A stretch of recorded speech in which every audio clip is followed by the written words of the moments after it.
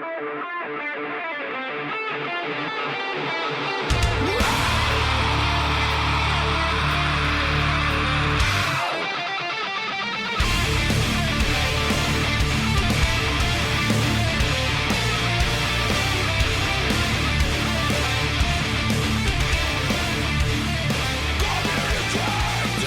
right, here we go. Today is Sunday, June 25th, 2017, and this is episode 195 of the Defensive Security Podcast. My name is Jerry Bell, and joining me tonight, as always, is Mr. Andrew Callett. Hello, Jerry. How are you, sir? Happy Sunday to you. Likewise, and 4 in a row.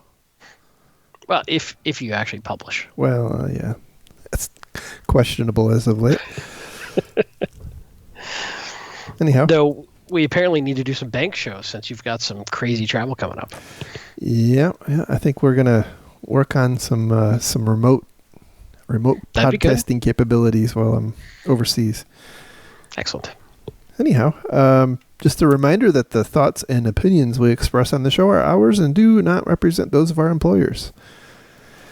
And also, just we should put it up front, right? We're going to be, you and I are both going to be at Tactical Edge next year.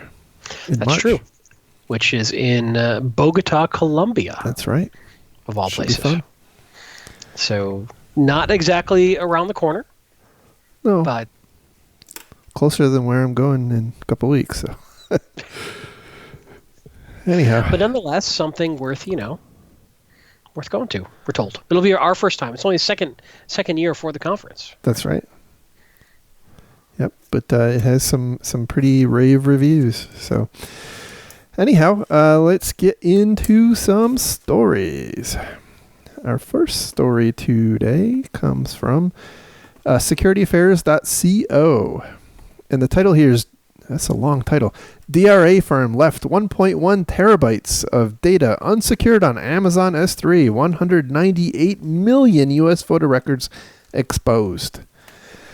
And as you might expect, Chris Vickery is right in the middle of this one. And I think we may have to start making some T-shirts that says Chris Vickery is my Amazon IPS. Or DLP. Yeah, DLP. Yeah, Krebs is my IPS, and Chris Vickery is my DLP. That's a better joke. Yeah. We should go with that. That's all right. I just teed that one up for you, though. Just Yeah, okay. I know you like to steal my jokes, and use them on Twitter, and never credit me. So I do. Don't think I don't notice that. Sometimes you got to step on people on the way up. Anyhow. Anyhow, the story here is that Chris Vickery, who is want to find stuff, open databases and dumps of data on Amazon, apparently found this pretty large cache of voter data from 2008 and 2012, and then some limited data from the election in 2016. Apparently, this was data used by the Republican National Committee Convention. I don't know what the C stands for anymore. I'm getting old. It's it's the Elephant Party. That's all I remember anymore. Anyway, they apparently hired this company DRA to do some big data analytics to help figure out how much support they had for different policy initiatives and whatnot. And as per usual, security wasn't part of the equation here. The thing that we're not seeing, by the way, and this is just an observation, and I don't know if this is really the case or if it's just what makes news, right? But we don't see small breaches. We don't see Chris Vickery reporting on like thousands of records. They all seem to be millions and billions. Well, is that self-selective, though? Maybe. Well, I wonder if it is. Or I wonder if it's... Yeah. Doesn't get news. Well, it depends on what it is, right? If it were a couple thousand records, HIPAA-regulated PHI records, I would imagine it would. Yeah, fair enough. And, certainly with the GDPR coming on... I'm just saying, it's like if it doesn't have a logo and a catchy name and a theme song and a mascot. This is true. It's true. We don't talk about vulnerabilities anymore unless they have those things. So it has open to. databases of data. I don't get out of bed for less than 50,000 leaked records. Yeah. Well, where I was going was, I wonder if there is some affinity of these big data companies, who are really only going to be handling, the millions and millions of records. Those kinds of companies presumably wouldn't be processing, the thousands of records. And so to me, it seems like, if you're an organization that is going to be hiring some kind of data analytics company, this you're probably not going to do that unless you have, again, millions of records. But I think you really need to take this as a lesson that you've got to figure out, what are their security practices? Well, and I think the tough part here is it's so easy for people to spin up these sorts of cloud-enabled solutions that, let's say you go and you work with a company and you say, okay, I want to audit your data protection practices, and they fill out all your forms properly and they answer all the questions the way you want them to, and it seems fine. How do you really know? It's good. It's a good point. And then let's say that third party does intend to do it all right, and then somebody in their analytics organization gets a harebrained idea and spins something up to play with on the side, doesn't ever talk to IT security about it, forgets it's out there, or just doesn't secure it well because they're not experts at securing their Amazon AWS cloud. Yeah, I guess the thing that strikes me about this is, this seems like core to the business of this kind of company, right? It's not like this isn't likely to be some wild and woolly developer doing stuff. Like, this seems more like this is the business that company provides, or that's the business they're in, and so they probably use Amazon to do their data analysis. So I'm going to guess there's something wrong in their workflow. Mm-hmm. But the other interesting thing is we've seen a whole bunch of these voter records in the U.S. being disclosed in similar manner to this. It surprised me, and I don't know if this is actually true, but in the article they say that the records include first and last name, home and mailing address, date of birth, phone number, and party affiliation, and ethnicity and voter registration. I mean, some of that stuff seems kind of sensitive. Yeah, I would agree. Enough to enable at least some amount of identity theft. Yeah, you would think. I don't know. It's. I think when people really start digging into how much of their information is publicly accessible online, it does get a little scary. Yeah, fair enough. Anyway, so if you're into the whole big data analytics thing, secure your data, and if you hire someone, make sure they do. So the story here comes from Wired.com, and the title is "Crash Override Malware Took Down Ukraine's Power Grid Last December." Now, wait a second. I didn't think malware could actually take out power grid. I thought it was always squirrels. Well, I suspect by volume, it usually is squirrels. Okay. Anyhow, so there were two notable incidents with the power grid in the Ukraine. One happened in 2015, and the other happened in 2016. There are some videos going around of the attack that happened in 2015, which, as they describe in the article, apparently was pretty manual. The attackers, who are, of course, believed to be Russian, given the politics of the region, installed remote access Trojans, or at least what appear to be remote access Trojans, on this power company's PCs. And there's some video floating around online where you can see the attackers controlling the computer and trying to shut off switches, so power switches. Now, apparently what what happened in 2016, so just 6 or 8 months ago in December, similar type of attack, but this time completely automated through malware. So this is a bit of investigation work done by ESET and Dragos, and Dragos is in particular run by some pretty smart fellers. So I'm inclined to put some weight behind what they're saying here. Yeah, it's interesting. We have speculated for a long time this is possible, but it's never really borne fruit until now, where we are actually seeing some real attacks with real remote access taking down power grids.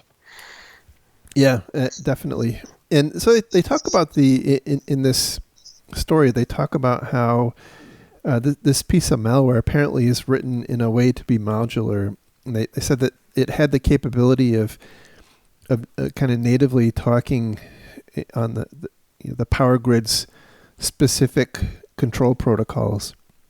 And so they're thinking that this the malware was intentionally written so that different protocol modules could be swapped in and out, so that it could be used to attack different types of power grids in different locations. So, somewhat similar to Metasploit allowing you to pick your attack vector, your payload, your all that kind of jazz. Yeah, absolutely. Yeah, very modular, which makes sense. That's the world we're living in terms of development of applications. Why not apply it to your malware? Yeah, but I think this is possibly the start of something pretty ugly. I mean, right now it's a power grid, right? But why not your data center's air conditioning system or PDUs or UPS or there's there's a lot of control systems that are network connected. Yep. And not all of them are national power grids, and so I suspect as time goes on, this type of thing becomes commoditized. Certainly, we're really early days right now, and this is still apparently pretty. Though we joke about it, right? This is still pretty nation state level stuff. It appears, but it's probably not going to be that way for long. Yeah, agreed. In general, it seems somewhat, what's the word I want to be here? Irresponsible to have the systems that can control the power grid be reachable via the internet to begin with. But at the same time, especially with power grids, it's it is a low margin business, right? Absolutely. Yep. So you're probably very incentivized to look for those kinds of cost savings. It also really depends on the design of your power grid. I'm certainly no expert at power grids and control systems, but my understanding, a loose understanding, is the U.S. power grid is very decentralized, and you've got all these different control points around the grid from all these different utility providers, and that this isn't something that you could easily affect the U.S. power grid the way you could a small country like Ukraine. Yeah, but who knows? I think there are, clearly we saw some bad stuff like with the Northeast power outage. But I do think that was an example of how the grid here in the U.S. is segmented, right? So, but I do suspect that if you had a more coordinated attack, and as they point out here, that in 2000, they speculate that in the 2015 attack, they had 15 or 20 people, executing that one attack, and now that they've automated all that, you don't need that many people. So if you still had 20 people, you could be conceivably attacking 20 different sites. Or you could lay off 19 of them. I like the way you think. Yes. Right. And right. Save some money in your operation. That's true. That's true bad guy innovation right there. Return money to shareholders, driving shareholder value in your. The organized crime boss shareholders are really appreciate that. You want to maximize the value of your offensive cyber ops. Right. Yep. So at the end of the day, what really came of this, though? So they proved they could down Ukraine's power grid. Ukraine clearly recovered. Of course, there's a lot of other stuff going on with Russia and the annexation of Crimea and that sort of thing. But it's interesting. Is this a probe? Is this a test? Is this the proof of concept, a shot across the bow, or was there some other purpose for this? Well, they kind of theorize here that it was a proof of concept to show that it could be done. And I suspect that sort of thing would be useful in the context of, let's say you wanted to do an invasion, right? That's a handy thing, certainly. Right? Now, on the other hand, once you they've rung the bell, right? And now Ukraine and everybody else is understanding of the attack. So I would think that whoever did this would recognize that is an outcome. So, I mean, I assume they knew they would dilute their ability to do this again, right? So I don't know what that means. But anyway, I think this is a watch this space. There was, by the way, I don't know if you saw it, and at this point it's completely tinfoil hat speculation, but the container ship that crashed with the U.S. warship was one of the conspiracy theories is that North Korea hacked the guidance system of the container ship. So, yeah. Wow. I know. So, hey. Like I said, would be tinfoil hat, but awfully interesting. 5 years ago, who would have thought we could take down a power grid with malware? So, my only thought on that is what maneuvering was the U.S. ship doing at the time to avoid the collision? It was 2:30 in the morning, right. That sort of thing. But I'm assuming they had the radar up and they were aware that the container ship was on a collision course. I don't know. That's a whole different topic, but yeah, I don't know. Yeah, I mean, bad story all the way around there. Yeah. Sad story. Anyway, moving on to our next story, which comes from ThreatPost, and the title is Fin10 extorting Canadian mining companies and casinos, because mining companies and casinos are apparently in a adjacent industry for the bad guys. Well, first of all, we need to ask this question. Is it truly extorting? I mean, Canadians are notoriously polite and helpful people. Are we sure Fin10 just say, hey, can I have some money? And the Canadians gave it over, being who they are. Ooh, that's a good point. Or maybe that the extortionists weren't they're not Canadians. So, I don't know. Anyway. It's very complicated.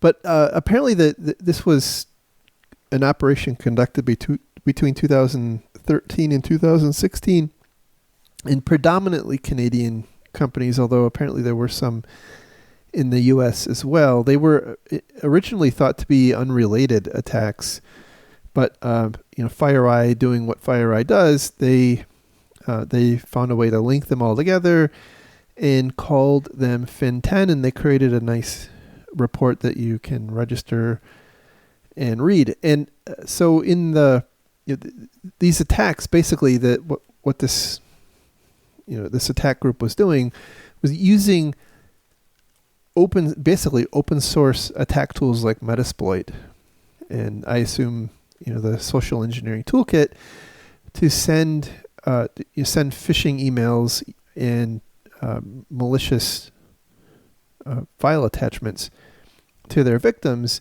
They would obtain access to some data. They would download the data, and then they would presumably delete the data, and then contact the victim and try to extort money. And apparently between the amount they tried to extort was between $124,000 and $620,000 per incident, payable in Bitcoin.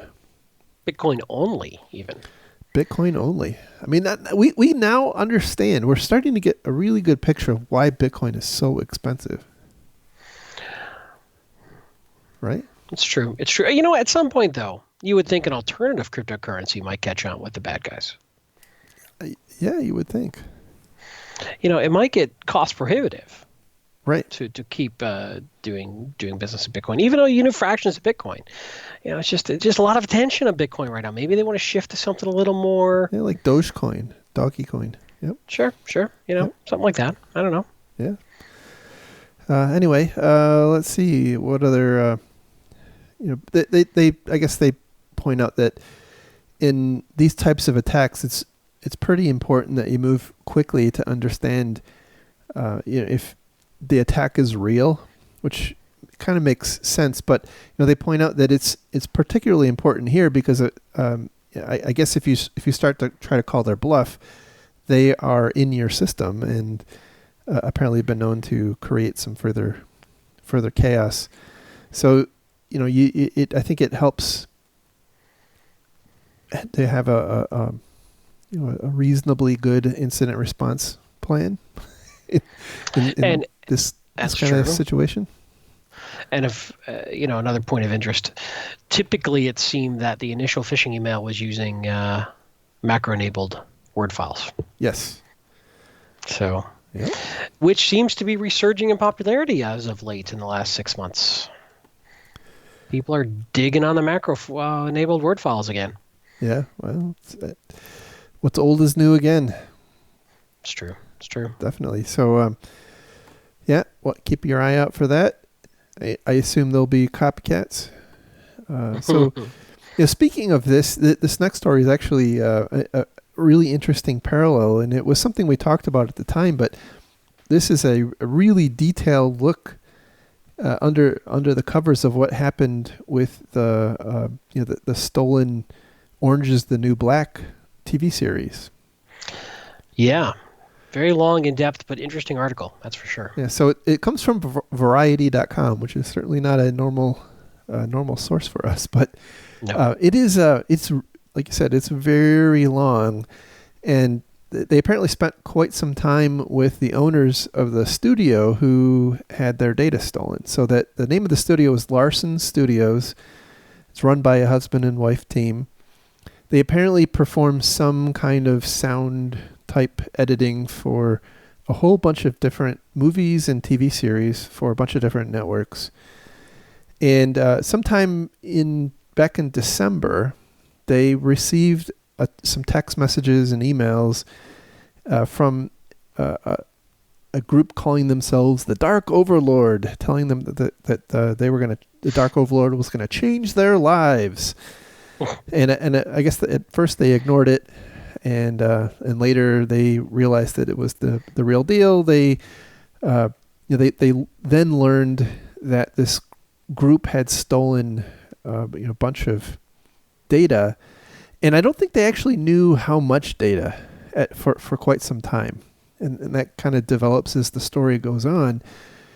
But the Dark Overlord, over the course of about a month, convinced this studio that they had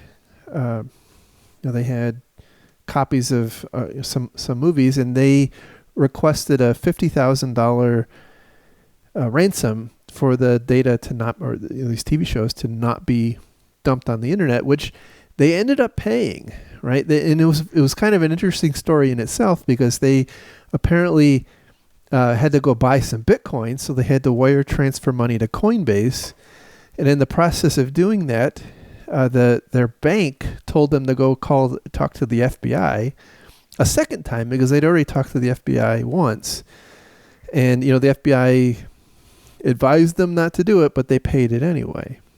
Yeah, and from the story, they sort of, for lack of a better term, dog on the FBI for not being very helpful. Sympathetic, but unhelpful. Yes, right.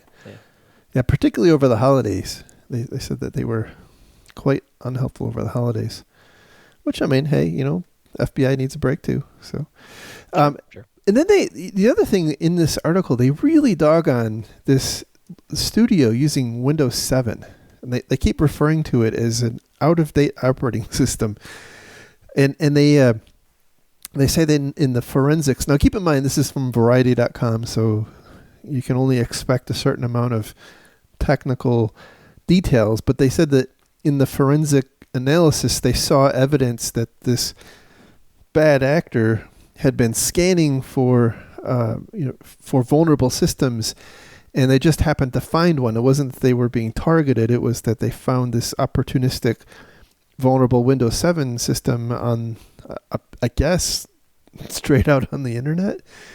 That is a reasonable supposition. If a lot of these guys do troll, for lack of a better term, looking for opportunity, and then they get in and they figure out what they've got, and they can usually turn it into something. Yeah, absolutely. Yeah. So I mean, why you'd have a Win 7 box open to the internet? That's an interesting question. Well, agreed. And I guess the thing that the characterization of it being out of date. Now, I guess we don't know if it was out of date in terms of not being fully patched, or if they're considering Windows 7 to be out of date because Windows 8 and Windows 10 are out. That part's not clear to me. So anyway, it appears that they broke in from the internet through this Windows 7 box. They were able to download, a whole bunch of shows. They paid this ransom, despite the protesting of the FBI, their bank, and apparently Coinbase too. Also told them this was a bad idea and made them pay it in like small batches. Right. But so eventually they did pay it, and the Dark Overlord confirmed that they received payment, and all was good until a couple of weeks later they got contacted by the FBI again because and this is now the part where we all kind of picked the story up. The Dark Overlord had contacted Netflix and a couple of other studios, and was trying to ransom, trying to extort money out of them, right? So they went to Netflix. So at this point, the victim had not told any of the customers. See, that's the best part. Right. They had, because the Dark Overlord had told them, hey, you keep this quiet, we'll keep this quiet, you won't have any reputational damage, and this will all just go away. Right. And in fact, something interesting from the story that I read was that apparently the Dark Overlord had tipped various press folks to come ask this victim company if this was going on.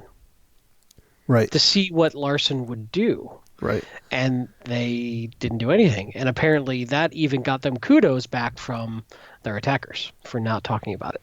Right. But yet, even though they paid, even though they kept their word of being quiet about it, the bad guys weren't done. They were not done. So they, as we all now know, they went to Netflix and tried to extort some money out of Netflix. Netflix didn't comment for the story here, but we kind of know what happened, right? Netflix refused to pay the ransom.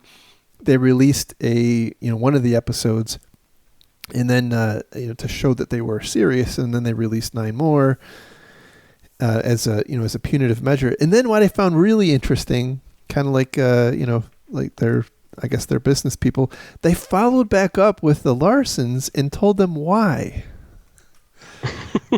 They said, we had an agreement, right, that if you paid the $50,000, but part of the agreement was you wouldn't go talk to the FBI, and so because you violated that made it okay. Now, it's not clear to me if the sequencing of events is not really clear to me when they went to the FBI anyhow.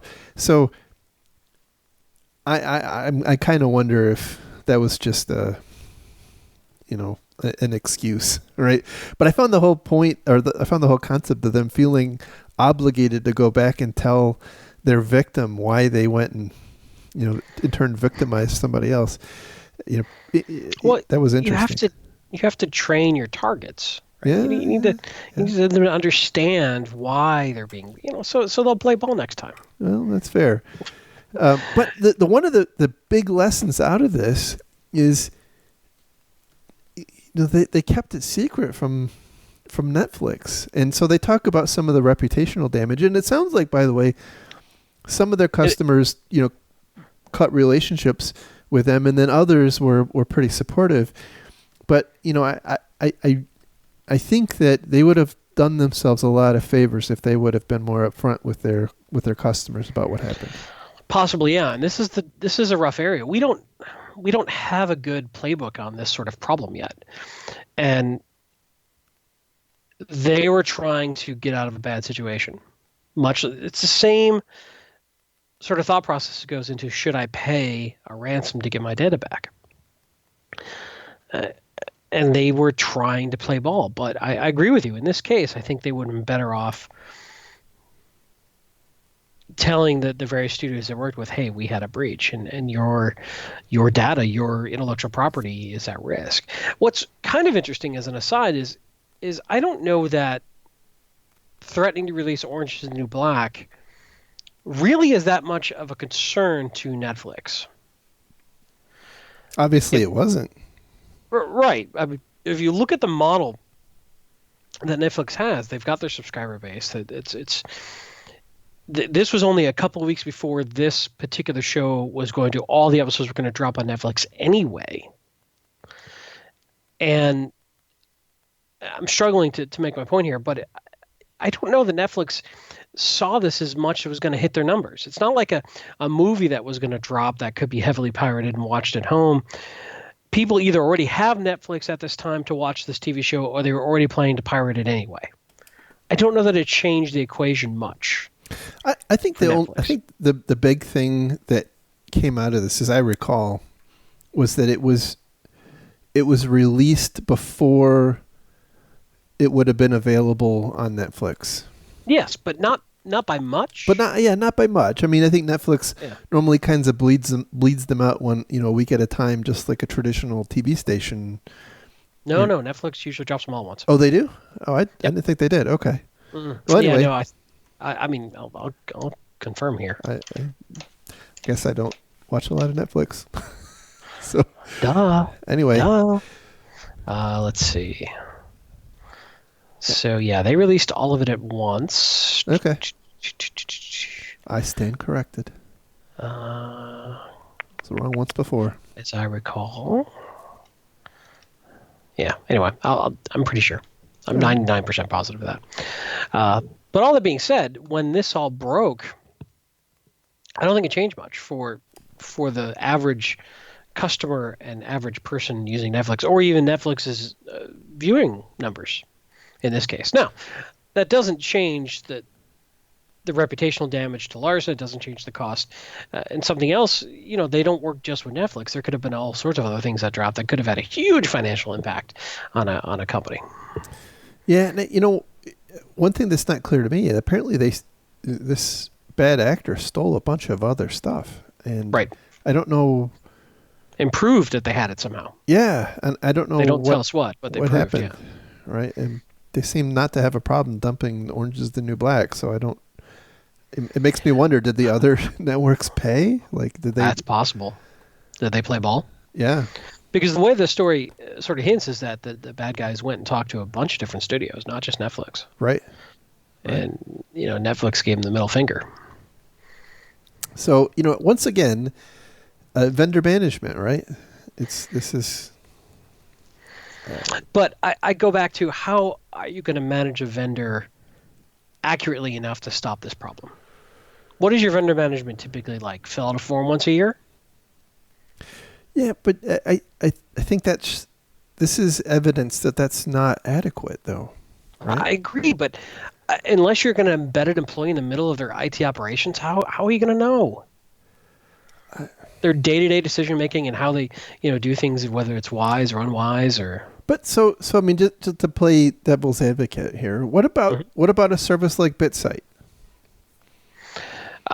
I don't have a lot of respect for BitSight. First off, I think I think they have in concept, not BitSight itself, okay. Right? But in concept. But the concept of BitSight, I think, is very flawed, because it feels like a lot of FUD marketing. It's taking an external view out of context, without full knowledge and understanding of what's going on, and trying to derive some sort of security value from it. And the reason I'm dogging on this is that I get a lot of spam from companies like BitSight saying, "Oh, we just analyzed your email infrastructure, and you've got a huge gap, and it's scary. And if you pay me, I'll tell you about it." Right? No, you're right. You're right. So, it's an awfully nice network there you got there. Be ashamed if something happened, right? Exactly. And so I get the concept, right? I understand the value. I'm sure if there's anybody listening to the show who's worked for BitSight or a BitSight customer. They're telling me all the things that I don't know about the company, of why I don't know what I'm talking about here.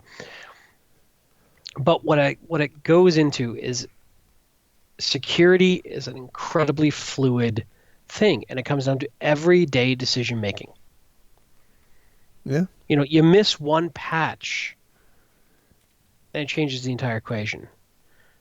You forget to change the default password on something that's interfacing, and changes the entire equation. How is a third party going to know that on a day by day reputational basis, that they can make cognizant decisions of how and where to entrust their data with a third party? I don't know. I don't have the answer.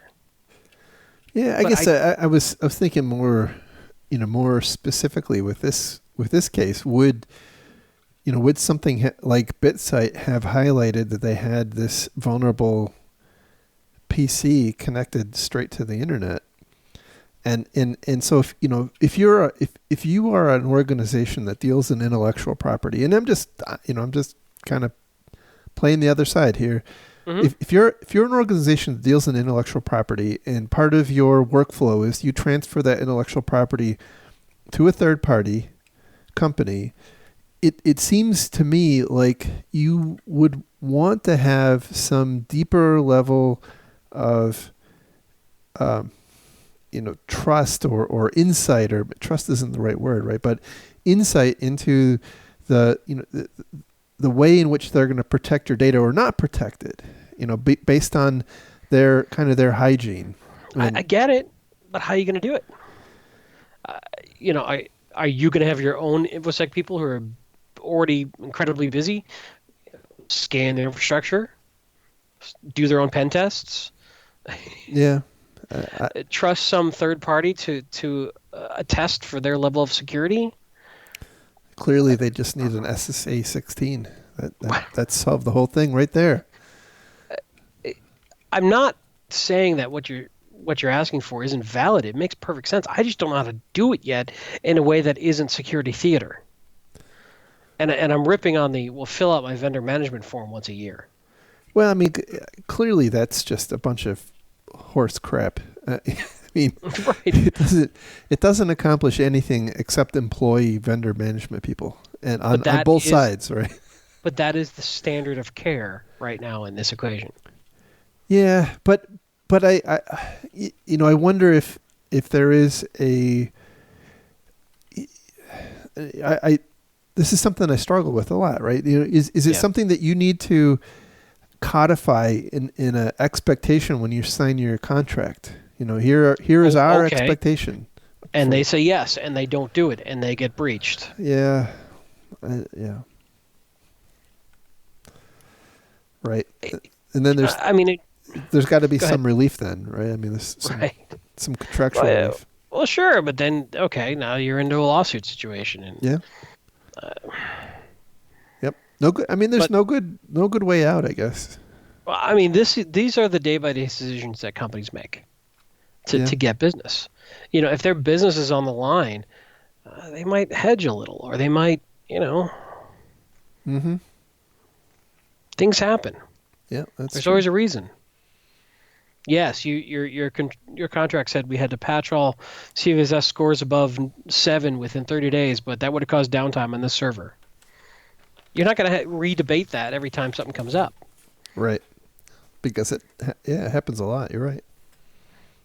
I don't know. I'm not trying to crap on the idea of managing your vendors well. I don't think we're doing it right. I don't think we have the capability of doing it right now. That's to the best of my knowledge. So maybe and at some point you just have to trust. You have to trust your vendors. Yeah. You just have to take that risk. But see, I think this is why BitSight and others like them are seeing success. I mean, whatever you think about them, I think this is a tough problem, and there's not a lot of innovation. I get that. I just I have a bad mouth from the sales techniques of companies like that. Yeah, well, that's fair. I can't argue with that. All right. So moving on to our next story, which comes from Ars Technica, and the title is 32 terabytes of Windows 10 beta builds, driver source code leaked. Now, this has been a hotly contested story as to whether or not this is real or not. Oh my goodness, has it ever?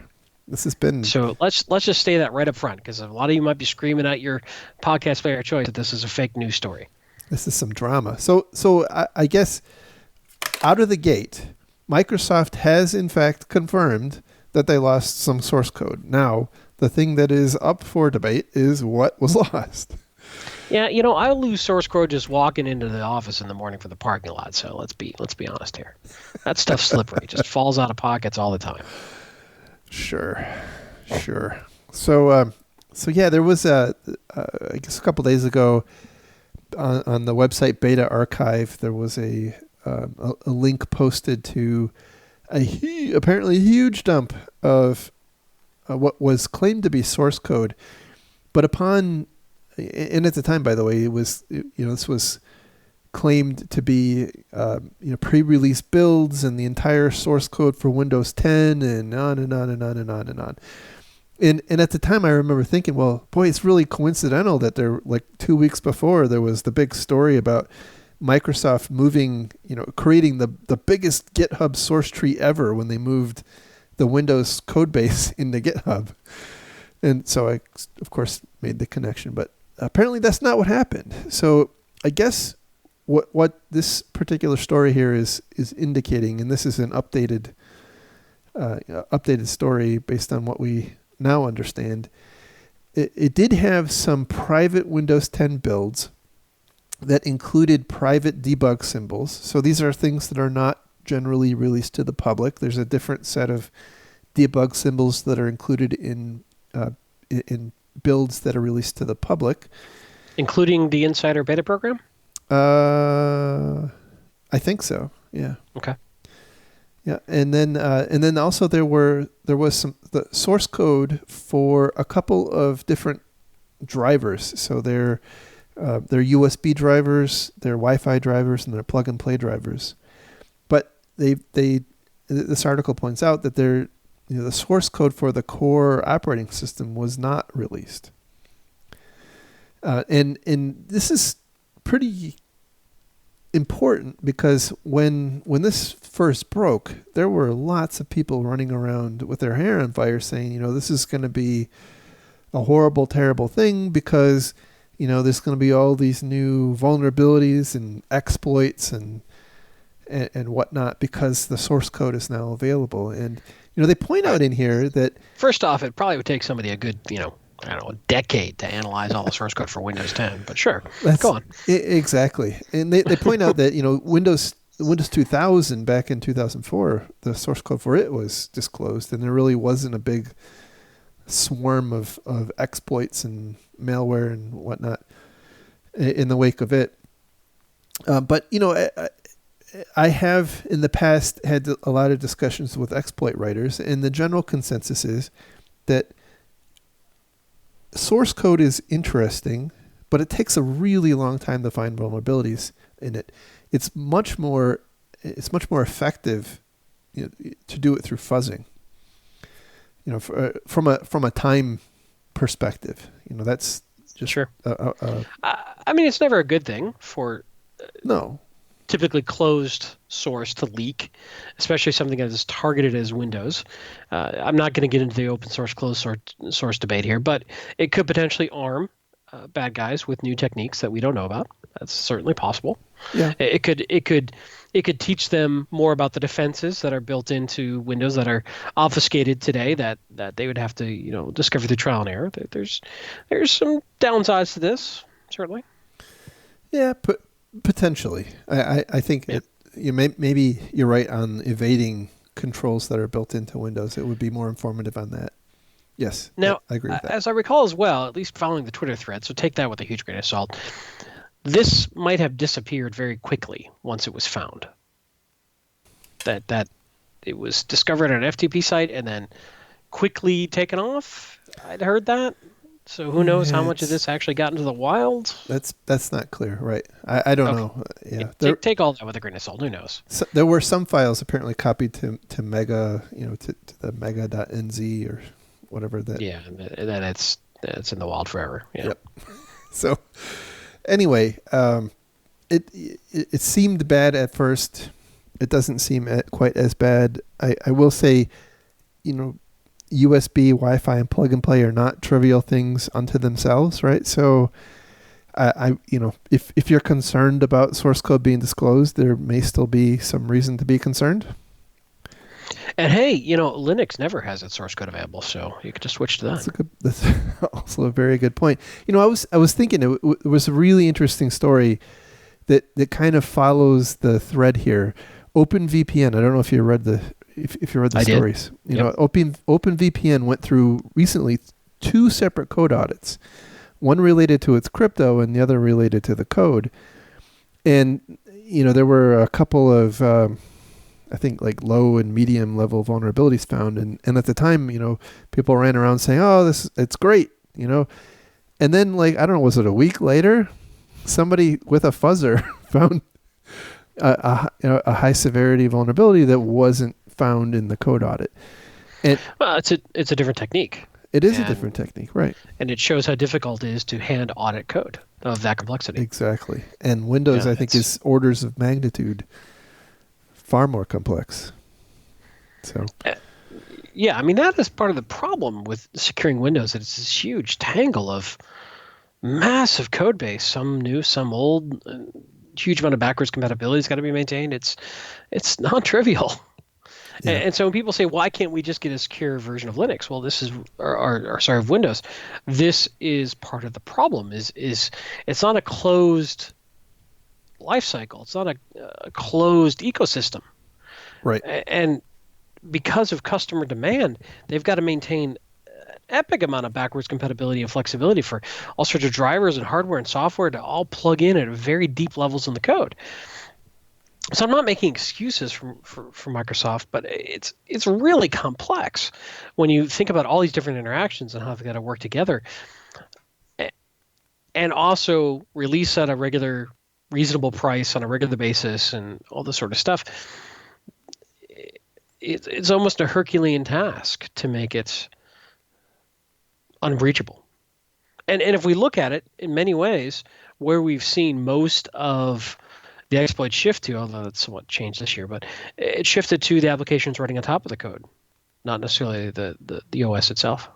Yeah, I mean, there's certainly quite a nonstop train of vulnerabilities found and patched every month. But if in terms of what's being exploited, it's like you said, it's heavily slanted towards application layer, and unsurprising. So, moving on to our last story, which comes from Ars Technica also, and the title is Honda shuts down factory after finding NSA-derived WannaCry in its networks. Woohoo! Honda in its Sayama plant in northwest of Tokyo shut down production. It's not really clear to me exactly how long. It says briefly. Yeah, it says briefly, right? So, anyway, the reason I wanted to bring this up is obviously the systems weren't patched, right? And this is over a month after the initial WannaCry infection. Yep. Happened. So, I mean, it's almost 3 months after the initial patch was released, 2 months after the disclosure by shadow brokers, and a month after the worm was released. And to me, this is a story about accepting risk, and also apparently isolating networks. So one of the observations that they make here is that the kill switch domain. Now you have to put a little bit of a grain of salt on this, right? Because we know there were some variants that tried to remove the kill switch and change the kill switch domain, which if that domain was resolvable, the malware didn't run, right? So right. But there was also a lot of people, I think, very confused. There were. between this is a kill switch domain or command and control domain. Should I block it or not block it? Correct. And I saw that even from threat intel vendors when this was going on originally. Yes. That there was a lot of confusion about that because everyone's used to blocking command and control domains, not making sure this is unblocked. So when the threat intel comes out about this domain, I think there was an assumption of, well, just block it. Right. Yep. Yeah. But again, 37 days later, everybody should know what's going on. Now, agreed. What I suspect, and this is all hypothesis, but I have seen similar kinds of discussions in the past. And I think this particular environment, or potentially this particular environment in the circumstances around it, kind of lend itself to this being the case. That a really highly important network is isolated or thought to be isolated from everything else, and therefore it's much less important to patch, right? Because let's say I'm a car company and I have factories, and I lose millions of dollars for every hour that it is down, and it runs 24 hours a day, 7 days a week, and we have, I don't know, let's say twice a year change. Making all this stuff up, right? But we have twice a year change windows, and that's the only time we're going to get downtime. Yeah, when we're retooling the actual equipment on the factory floor. Right. That's the only time you're going to take it down. But that's okay because it's, quote, air gapped. And and the cost otherwise is so high that it's worth the risk. Correct. Correct. Now, I think that, and I mentioned this in a number of different venues, but I really feel like we have an entire generation of IT and security people who have grown up in their careers without having experienced a worm. Right. Because it's been a while. It's been a long time. It's been a long time. I mean, the last bad one before WannaCry was Conficker. Right. And that was in 2008. So, it's been 9 years. That's like 173 in dog years or something. Pretty much, right. I mean, you have people designing systems who were in middle school when that happened. So they clearly don't remember it. Anyway, point is, I'm not convinced that when organizations are making those kinds of value judgments, if they really are completely understanding, what the risks that they're evaluating.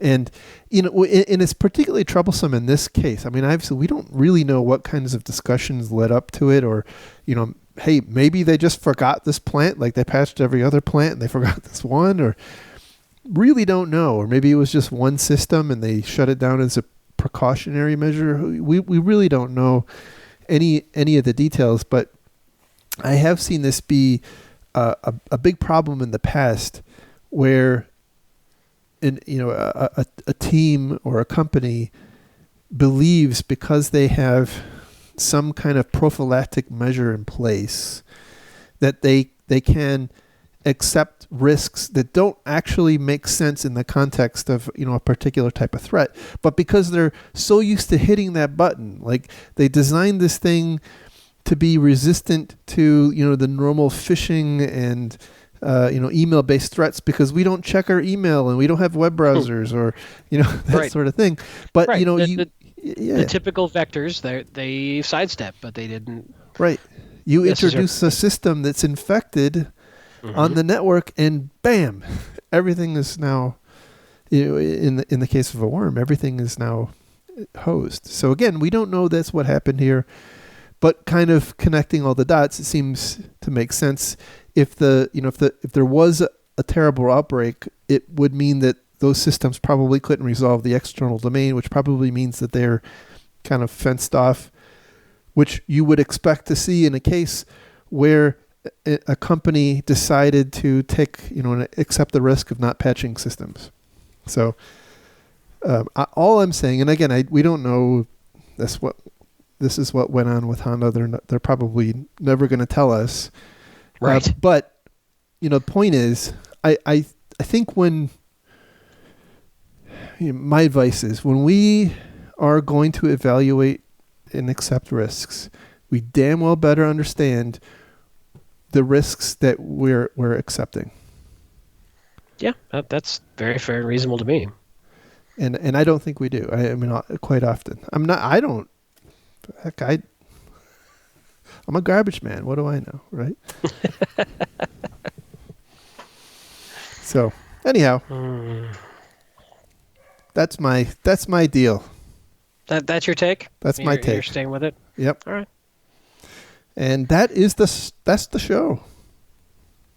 We fought through hardships on this episode with our Skype connections and my kids with their damn whatever they're doing on the internet, and dogs and cats and everything else. But we did it because we love you, the listener. Right? Yeah. In a purely platonic way. Except for that one person that yeah. Yeah. So what? Any shout outs? We're going to be at DerbyCon. Yes, absolutely. Unless you're traveling, we're going to be. I'll be at DerbyCon. O'Reilly Security Conference in New York. Yep. And we already talked about being at Tactical Edge in Columbia. Yep. And then you want to give another shout out to the TierraCon people? Yeah. When is that? It's coming up like now. Isn't it? I thought it was in. When is it? It's July. Oh, yeah. It's during summer camp. Next month, July 27th, 28th, TierraCon, taking place at Caesars Palace, Las Vegas. Yeah. And they are all about supporting women in the security industry. There you go. And we have some listeners who learned about it from us and had a great experience. So we're trying to repeat that goodwill. That's right. And hey, if you got a con you want us to shout out, send us a note. We'll shout it out. We cannot assure you that it will work in your favor, though. Yeah, that is true. This is a double-edged sword. One last shout out for me. Thank you so very much to our Patreon donors. You guys are awesome. Yep. And if you're interested in supporting the show, feel free to donate. It's still open for additional donations if you would like to. One of the reasons we don't have sponsors on the show is because of amazing generosity from our Patreon donors, and allows us to not have to worry about ever having a sponsor editorialize anything we have to say. That's right. Or edit anything we have to say, I should say. Right.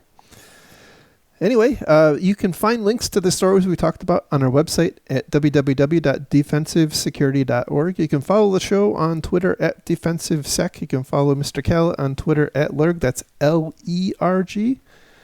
And you can follow me on Twitter at MaliciousLink. And with that, we will talk again next week, which, by the way, will be 5 weeks. Well, let's not count that kitchen. That chicken before it hatches. Damn it, we're going to do it. See ya. See you, man. Bye-bye.